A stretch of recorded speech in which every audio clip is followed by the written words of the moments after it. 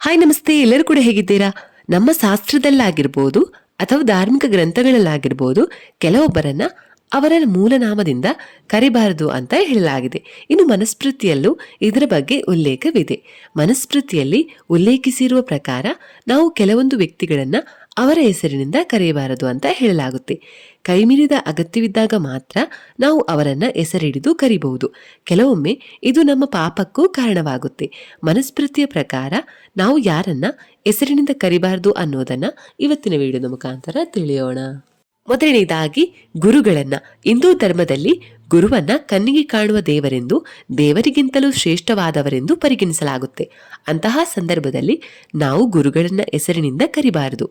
ಈ ರೀತಿ ನಾವು ಗುರುಗಳನ್ನ ಅವರ ಹೆಸರಿನಿಂದ ಕರೆಯುವ ಮೂಲಕ ದುರಾದೃಷ್ಟವನ್ನ ತಂದುಕೊಳ್ಳುತ್ತೇವೆ. ನಾವು ಯಾವುದೇ ಕೆಲಸವನ್ನ ಮಾಡಲು ಹೊರಟರೂ ಅದರಲ್ಲಿ ವೈಫಲ್ಯವನ್ನ ಅನುಭವಿಸಬೇಕಾಗುತ್ತೆ.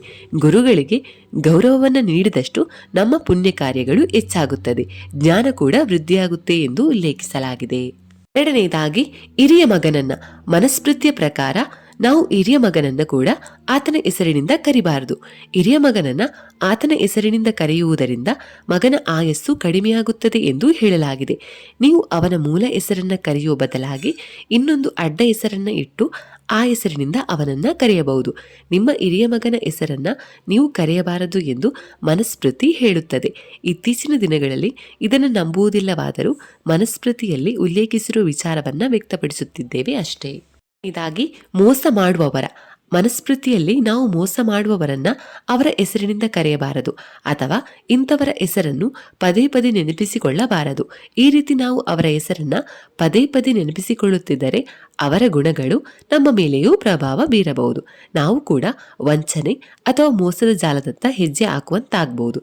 ಈ ಕಾರಣಕ್ಕಾಗಿ ನೀವು ಇಂತಹ ವ್ಯಕ್ತಿಗಳನ್ನ ಅವರ ಹೆಸರಿನಿಂದ ಕರಿಬಾರದು. ಎರಡನೇದಾಗಿ ಹೆಂಡತಿಯನ್ನು. ಮದುವೆಯ ನಂತರ ಪತಿಯಾದವನು ತನ್ನ ಪತ್ನಿಯನ್ನು ಆಕೆ ಮೂಲ ಹೆಸರಿನಿಂದ ಕರೆಯಬಾರದು. ವಿವಾಹದ ನಂತರ ನೀವು ಆಕೆಗೆ ಬೇರೊಂದು ಹೆಸರನ್ನ ಇಟ್ಟು ಆ ಹೆಸರಿನಿಂದ ಆಕೆಯನ್ನ ಕರೆಯುವುದು ಉತ್ತಮ. ಪತ್ನಿಯನ್ನು ಆಕೆಯ ಹೆಸರಿನಿಂದ ಕರೆಯುವುದರಿಂದ ಸಾಂಸಾರಿಕ ಜೀವನ ಅಥವಾ ವೈವಾಹಿಕ ಜೀವನದಲ್ಲಿ ಸಮಸ್ಯೆಗಳಿಂದ ತುಂಬಿಕೊಳ್ಳಬಹುದು. ಪತಿ ಪತ್ನಿಯ ನಡುವೆ ಮನಸ್ತಾಪಗಳು, ಜಗಳಗಳು ಹೆಚ್ಚಾಗಬಹುದು. ಐದನೇದಾಗಿ ಪತಿಯನ್ನು. ಕೇವಲ ಪತಿಯಾದವನು ಮಾತ್ರ ಆಕೆಯ ಹೆಸರನ್ನ ಕರೆಯದೇ ಇರುವುದಲ್ಲ, ಪತ್ನಿಯಾದವಳು ಕೂಡ ಪತಿಯನ್ನ ಆತನ ಹೆಸರಿನಿಂದ ಕರೆಯಬಾರದು. ಆಕೆ ಯಾವಾಗಲೂ ತನ್ನ ಪತಿಯನ್ನು ಗೌರವದಿಂದ ಕರೆಯಬೇಕು. ಆಕೆ ಆತನನ್ನ ಕರೆಯುವ ಹೆಸರಿನಿಂದಲೇ ಸಮಾಜ ಆಕೆ ಆತನಿಗೆ ಎಷ್ಟು ಗೌರವವನ್ನು ನೀಡುತ್ತಾಳೆ ಎಂಬುದನ್ನು ಲೆಕ್ಕ ಹಾಕುತ್ತೆ.